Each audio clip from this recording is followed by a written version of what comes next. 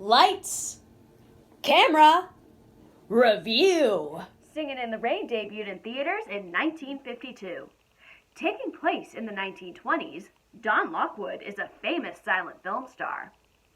When new technology promotes the idea of sound, the studio is in a bind. They have to make changes if they're going to stay in business. Singin' in the Rain still holds up to today's standards with its themes about the film industry. This film is a classic. There was a time when I didn't like this film, but you have to give movies a second chance to understand them. Filmmaking has changed since it started a century ago, whether for better or worse.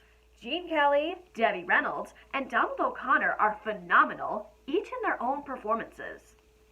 Did you know that Gene Kelly performed the signature song with a 100-degree fever? He was a remarkable dancer. His singing voice was not as strong, but his performance as Don Lockwood is notable. Change isn't always easy, but you have to be tolerant to new ideas. Like his character Cosmo Brown, Donald O'Connor is one of the most underrated performances in Singin' in the Rain. Nobody like him could have bounced off the walls like he does and make 'em laugh. Unfortunately, O'Connor had to redo the whole scene over again when it was destroyed. He went to bed for 3 days after. Debbie Reynolds overcame a lot in her film debut as Kathy Selden at 19 years old.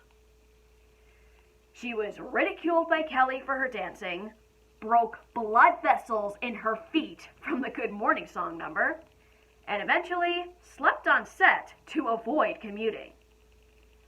Her dedication is forever remembered.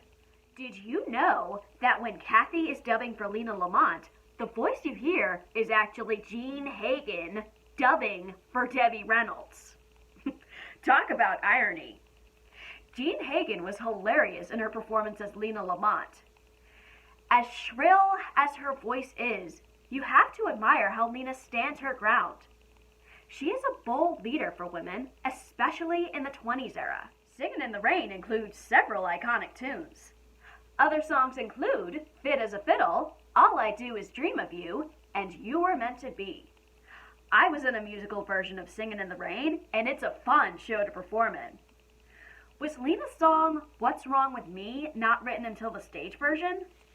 This film missed an opportunity to have Hagen sing this song. The dance sequences are masterfully choreographed and expertly captured on film. Once again, Good Morning is the best example. The trio had a blast in this energetic number. Stanley Donen and Gene Kelly directed a classic that still holds up to today's standards. This cinematic gem is a celebration of the golden age of Hollywood and showcases a noteworthy technical range. The film is vibrant in every frame, and the visuals are so rich. Singin' in the Rain is more than just a musical. It's a poignant commentary on what filmmakers and actors faced when the silent era was finished. Things are still changing in Hollywood. This film rings true to the writers and actors strike that happened in Hollywood in 2023. Like Lena Lamont, we need to stand our ground and voice our opinions so we don't let higher authorities walk all over us. Singin' in the Rain is a fun movie for all audiences.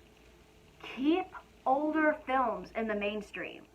They're significant, and you never know what you'll learn from them. Name another popular classic that you love to watch. I have been going on several trips to the movie theater where I've seen some great films and films that I cannot believe were distributed to the big screen. I have a lot to say about drive-away dolls, so join me for my rant. Like, comment, subscribe to my channel or to my Patreon.